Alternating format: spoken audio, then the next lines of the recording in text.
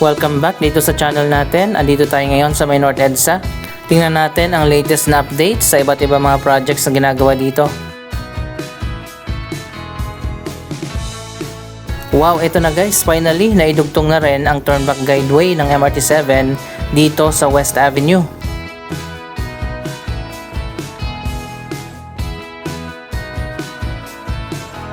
Naitawid na nga dito yung viaduct at connected na.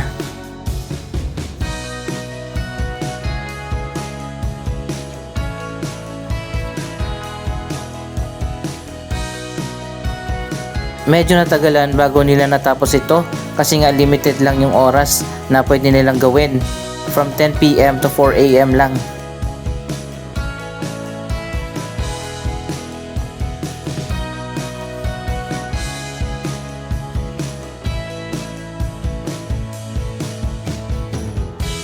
Finally, after almost 1 month, naitawid na rin dito.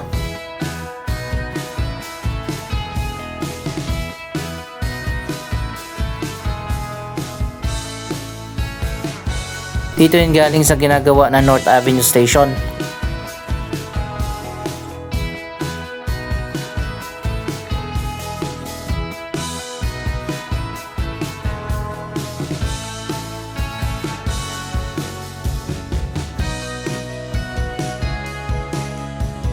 Mula dito sa North Avenue Station, ang mga tren ay didiretso hanggang doon sa dulo at mag-standby sa kabababalik dito sa station para magsakay ng pasahero. Yan ang purpose ng turnback guideway na makikita natin sa mga dulo ng stations.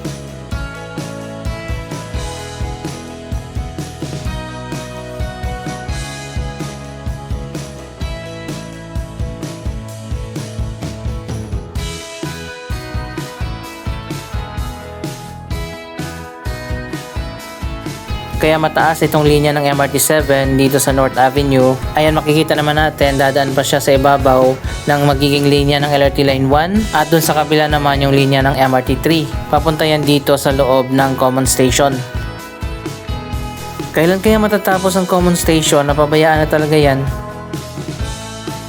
Hinahabol na nga ng San Miguel Corporation na matapos na nga ang 12 na mga station ng MRT7 dahil ayon pa nga sa announcement nila, magkakaroon na nga ng partial operations ang 12 na mga station sa kalagitnaan ng year 2027.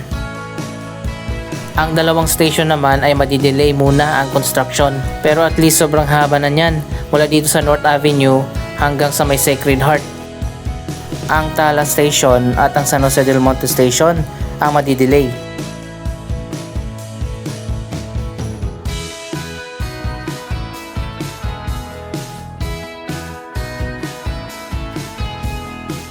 Ang North Avenue Station naman ay tuloy-tuloy na rin ang construction. Ayan, kitang-kita naman natin kung gaano kalapit ito dito sa Sky Garden ng SM North.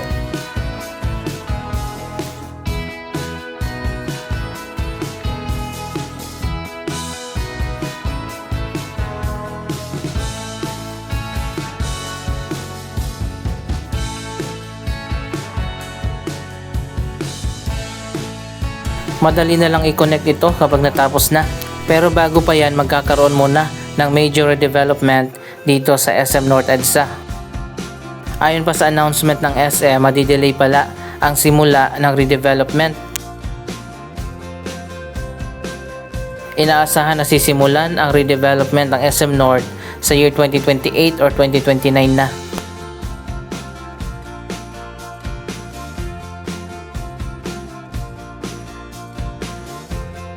Ayaw nilang isabay kasi nga puro construction na dito sa may North Avenue. Hihintayin nila na matapos itong MRT7 pati na yung Common Station. Para sa mga hindi pa nakakaalam, ganito na ang magiging bagong itsura ng SM North kapag nagsimula na ang redevelopment.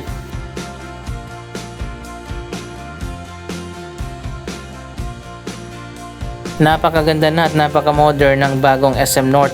Yun nga lang, maghihintay pa tayo ng ilang taon.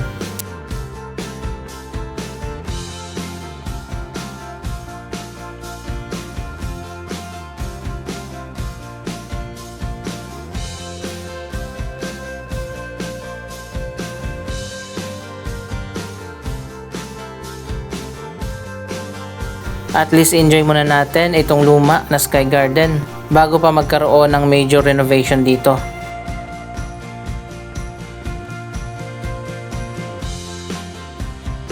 Dito naman tayo sa kabilang dulo ng North Avenue Station. Ito na pala yung karugtong ng concourse level na connected na dyan sa station. Samantala, ganito na pala ngayon ang bagong entrance dito sa may Trinoma. At wow, ito na nga, ipinakita na nila ang bagong logo.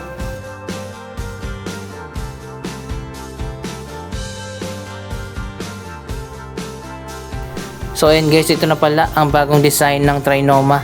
Bakit small letter? Dapat capital letter. Ganito naman yung lumang design ng Trinoma logo.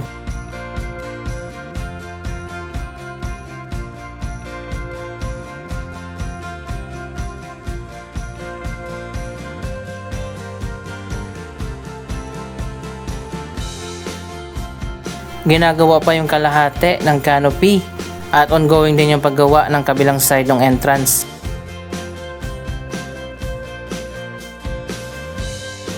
Dito naman sa kabila sa may Mindanao Avenue, ongoing na rin ang Metro Manila Subway North Avenue Station. Kapag natapos na yan, siguro naman maglalagay sila ng elevated walkway. Konting lakad lang papunta na dito sa may North Avenue Station ng MRT7 at Trinoma. Hindi siya directly connected pero walking distance naman.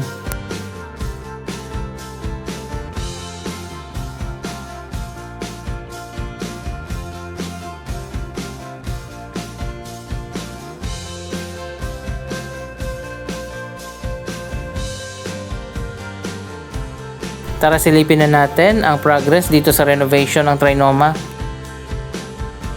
Wow, bukas na pala itong bagong cafe dito sa Mindanao Avenue entrance.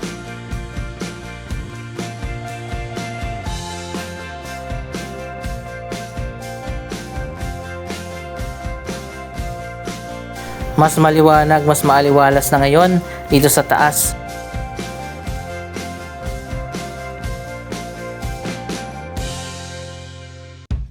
Ayan, natapos na yung renovation dito.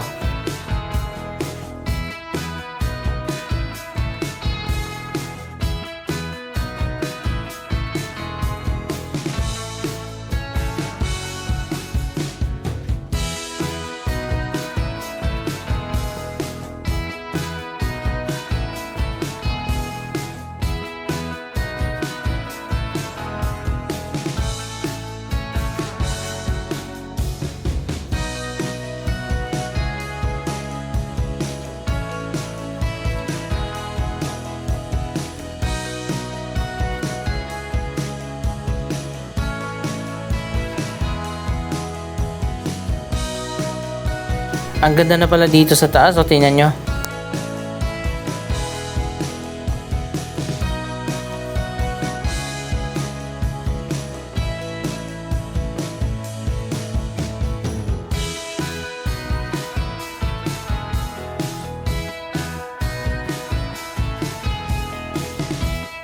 Ito po yung kalahati na ginagawa pa, yung hagdanan. Ibabalik pa kaya yung fountain dyan? Parang hindi na.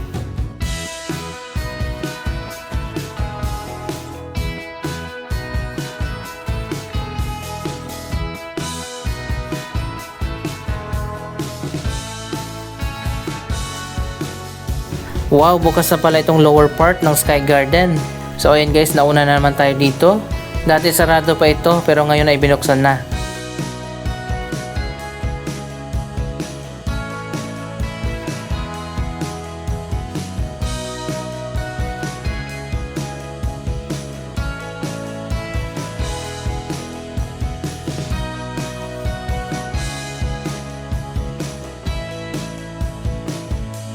Ito na pala yung bagong design ng mini park.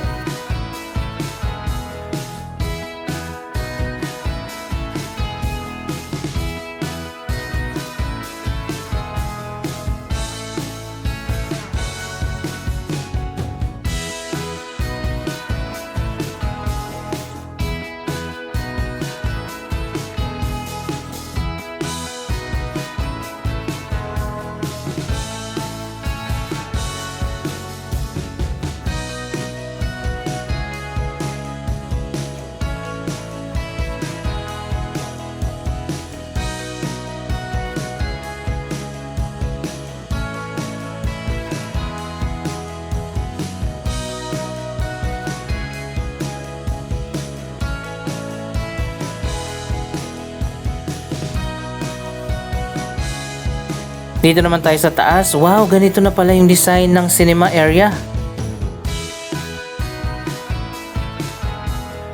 Anong masasabi nyo dito? Dark color ang ginamit.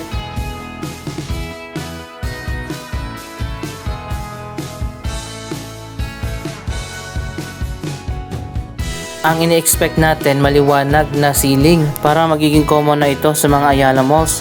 Parang ganito yung ginawa doon sa Ayala Malls Arca South.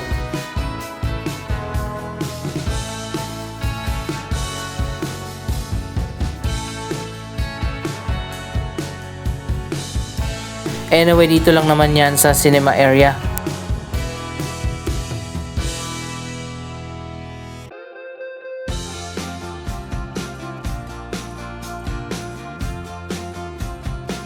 At nandito na nga tayo sa main Sky Garden. Natapos na nga ang renovation sa malaking bahagi nito.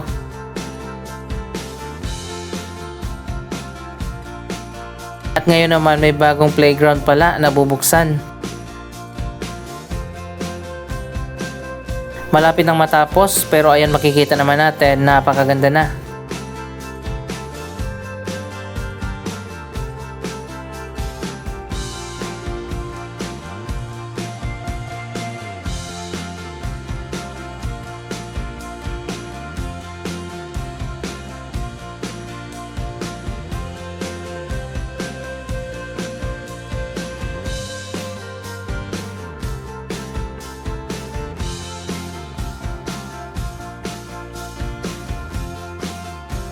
Mas naging open at mas maaliwalas na dito sa bagong Sky Garden.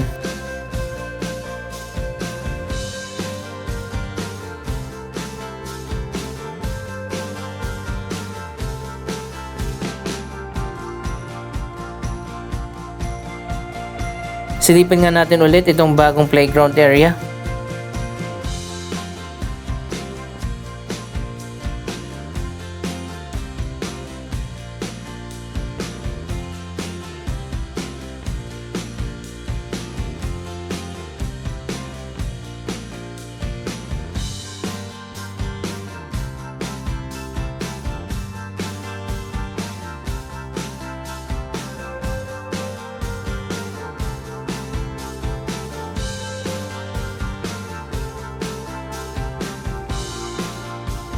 Ito na lang yung hindi pa nagagawa, yung dating Starbucks. Kapag natapos na yan, tapos na dito sa Sky Garden.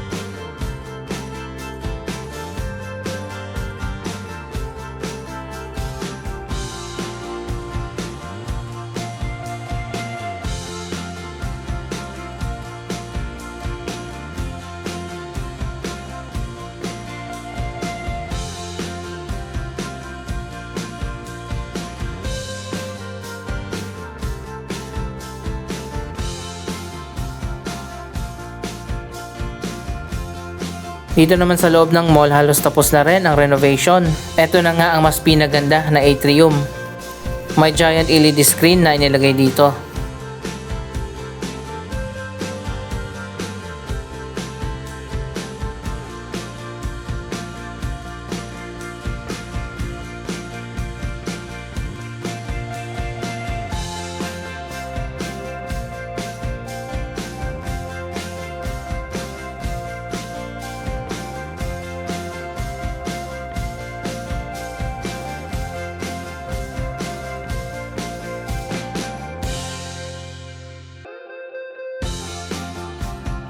Napakaganda na ngayon ng bagong Trinoma. Anong masasabi nyo sa mga proyektong ito? Mag-comment lamang sa baba ng inyong mga reaksyon. Maraming salamat sa inyong panonood. Huwag kalimutan na i-like, i-share ang video ito at mag-subscribe. Thank you for watching!